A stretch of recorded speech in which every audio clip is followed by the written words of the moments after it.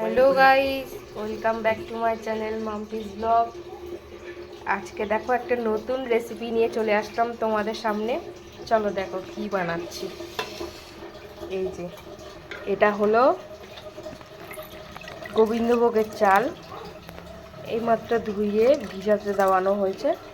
আজকে রেসিপি বানাবো হচ্ছে বাসন্তী পোলাও। এটা মোটামুটি 15 থেকে 20 মিনিট ভিজবে চালটা। চলো এবার দেখি বানাবে কীরকম হয়, তোমরা দেখো। এখানে দেখো বাসমতি রাইসের জন্য এই এতটা পরিমাণ আদা নেওয়া হয়েছে। এবার এই আদাটাকে হামনদিস্তা একটু ছেঁচে নিলে ভালো হয়, পেস্টও করতে পারো, যেটা খুশি। আমি হামনদিস্তায় ছেঁচে নেব।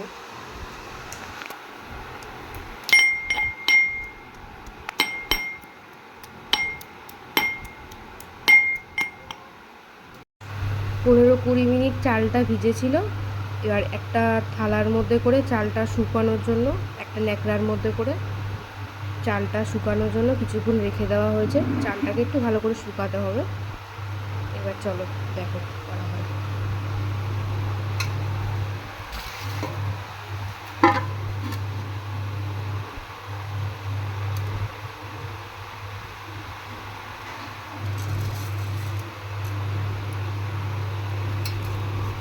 এবার এটা এর মধ্যে ঢালা হচ্ছে। এবারে এখানে অল্প একটু রিফাইন তেল দেওয়া হচ্ছে চালের মধ্যে, কারণ হলো যে চালটা যেন একটার গায়ের ওপরে আর একটা লেগে না থাকে, ঝরঝরেটা ভালো হবে। এখানে গোটা 3-4টে তেজপাতা দিলাম। এবার দিতে হবে আদা বাটা। আদাটা বেটে রেখেছিলাম যেটা, সেই আদা বাটাটা দিতে হবে। এই দেখো আদা বাটা। এবার দিতে হবে ঘি।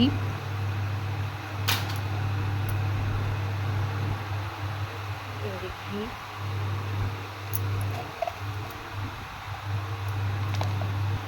হলুদ গুঁড়ো, লবণ। এবার লবণ দেওয়া, চিনি দেওয়া হলো। বাসন্তী পোলাও মিষ্টি মিষ্টি হয়, তাই চিনিটা একটু বেশি দিতে হবে। এবার সব কিছু দিয়ে একসঙ্গে মাখা হবে।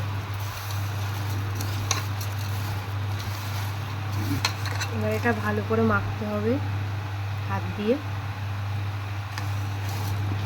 যত মাখবে ভালো করে হাত দিয়ে, তত টেস্ট বাড়বে। এখানে চালের পরিমাণটাই আমার বলা হয়নি, এখানে আছে 500 গোবিন্দভোগ চাল। দেখো এখন কড়াইয়ের মধ্যে ঘি দিয়ে দেবে।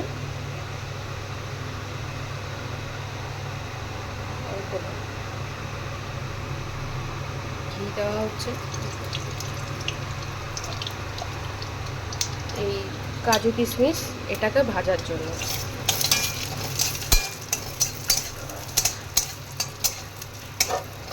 কাজু কিশমিশটা ভাজা হচ্ছে।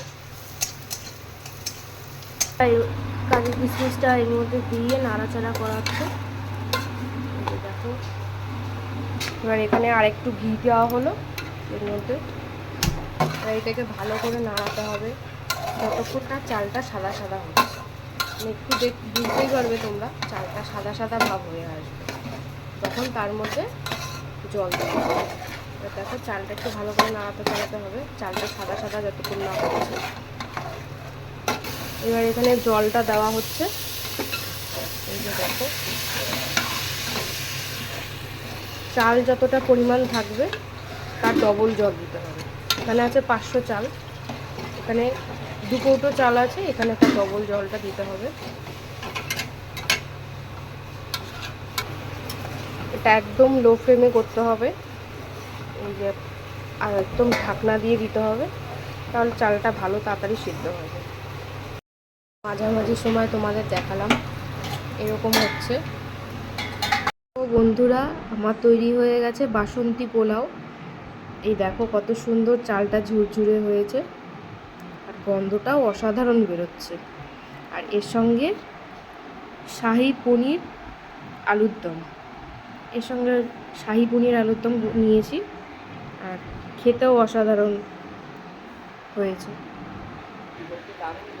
এবার ভাই খাচ্ছে, রিভিউ দিচ্ছে, দেখো কেমন হয়েছে খেতে।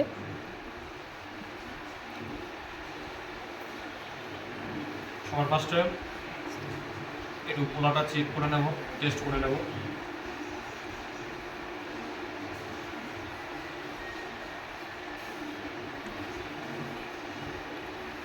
ঘরোয়া যেরকম খাওয়ার হয়, হালকা পাতলা খাওয়ার, এবং সেরকম টেস্ট হয়েছে, কোনো রিচ নেই এর মধ্যে, রিচ কোনো তেল মশলা দেওয়া হয়নি।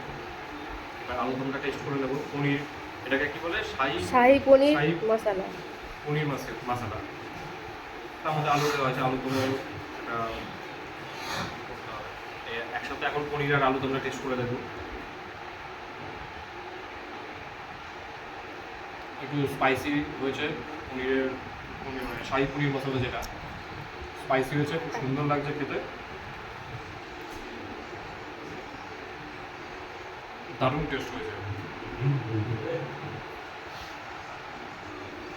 নতুন নতুন ভিডিও পাওয়ার জন্য নানান রকমের ব্লগস থেকে শুরু করে, ফুড ব্লগ থেকে শুরু করে, তোমরা সবাই আমার দিদিভাই চ্যানেলটাকে সাবস্ক্রাইব করে দাও, মাম্পিস ব্লগ, আর বেল নোটিফিকেশন অন করতে ভুলবে না।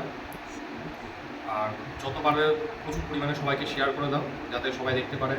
আর আমরা এরকম নতুন নতুন আরও এক্সাইটিং ফুড নিয়ে বা ফুড ব্লগ নিয়ে আমার দিদিভাই যেন আসতে পারে।